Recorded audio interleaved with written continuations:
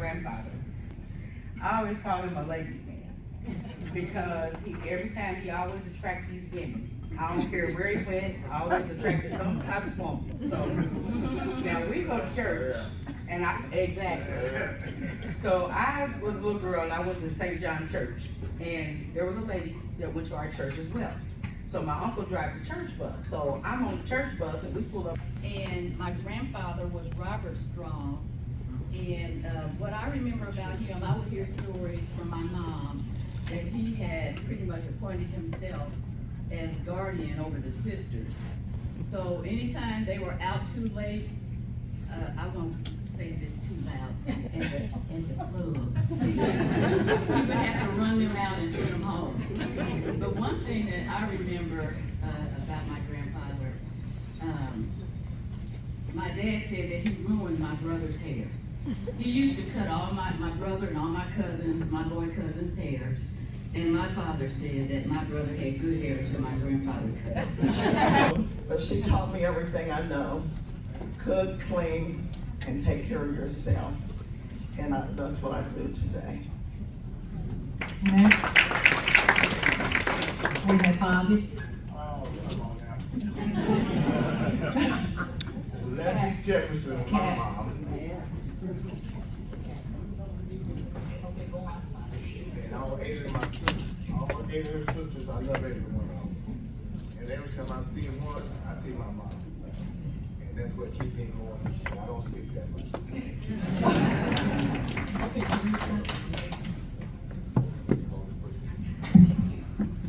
I just want to say I thank God for being here.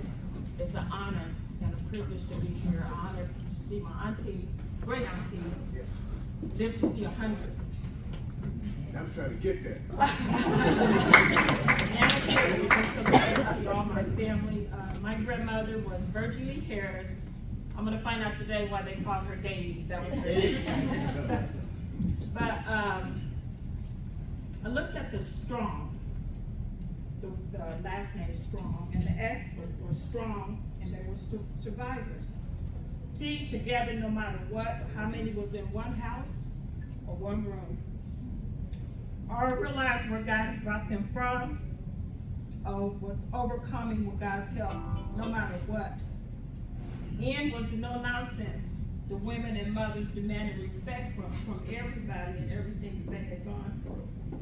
And G was for generations to come, which was rooted from the Ivy and Strong family. I didn't hear the Ivy, but that was what my grandmother had said. But the story I remember about my grandmother, she with me when I was 22.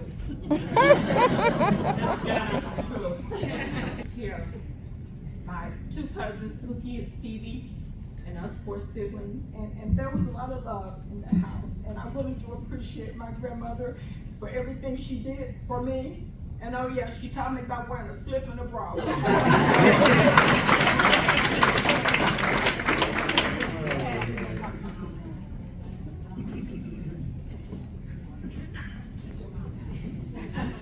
I'm representing my Aunt Mag. She was one of the sisters. I don't know which one it was. I don't know the number. It was 8 of them. But anyway, we would go fishing together and we play cards together. And she would beat me at everything. So Aunt Mag was lucky, and we loved her.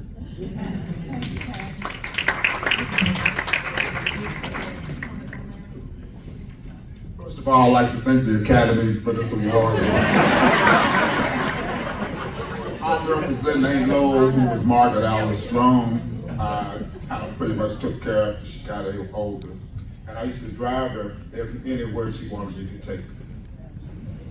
And that's grocery store, it didn't matter. She didn't want for no money, but she wanted to go shopping at the Goodwill. And I took a day out of work one day and she said, take me to Ambet.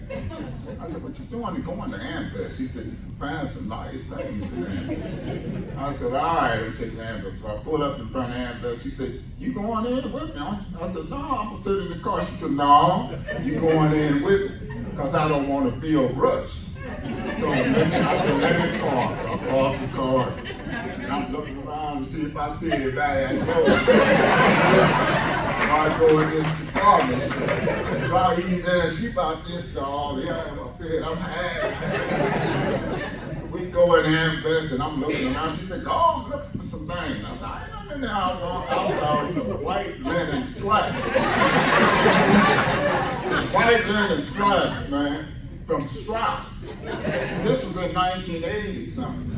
And they had a $110 price tag on them in 1980. $2. So I said, they were $2. I said, pay for these for me. She said, no, you gonna pay for them yourself. I said, hey. So I got in line and paid for them, got your little plastic bag, and tried to give it to her. I said, carry this out. She said, no, you carry it out. So when she go out, I go out, I'm right behind her. She said, boy, if you don't stand up. I said, that day, I swallowed my pride. She taught me what pride was. And it is nothing. See, you can find some of the greatest things in places where you don't think they'll be. And she was the sweetest woman. She didn't have any kids, so I was like her son. You know, she had a dog. She had 2 dogs, actually. One was my cousin, but I wouldn't claim it.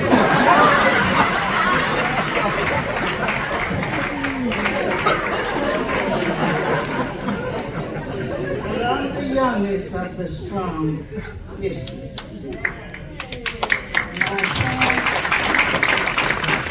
At 16 years old, my parents let me have my first boyfriend. But he had to come to the house. So Margaret and I were the only 2 left at home. So we had talked before, and I said, Margaret, I'll watch for you while you get your good night, kid. And you watch for me while I get mine. So we decided we'd do this. And I watched for Margaret and her boyfriend. I had to go out on the porch. And I felt somebody touching me on the shoulder. I thought it was Margaret letting me know Dad was coming. It was Dad. He said, what do you think you're doing? And it scared me so bad. I said, kissing! And he hit me with that bad. So Margaret was on the couch playing sleep. He said, Margaret, she went out. He said, I know you're not asleep. You probably just got through kissing. I said, so he hit her a couple of times and up the stairs she went. And I said, you didn't watch for me while I kissed you. Too long. Belonged to what was formerly Second Christian, which later became Light of the World. And one of the things that they're known for, they all sat on the same row with their hats on. They were known as the Strong Sisters. So, you know, we come from a very, very long legacy of strong women as well as men. But another story, my mother used to be called Laura Bell.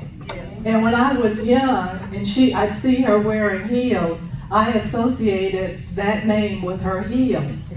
So when I put on her shoes, I walk around and I tell my siblings, I got on my Laura Bells. And also, my mother, not only does she love hats, but she loves flowers. Every year we had one of the prettiest yards in the neighborhood. But unfortunately, we did not inherit that flower growing. So what we've done for her, we put out artificial flowers. And they're so easy to take care of. They don't require watering. No, we don't have to worry about any kind of miracle grow. And they come in such a variety of colors. And, you know, she appreciates it because she knows we can't do any better. But at any rate, so that concludes our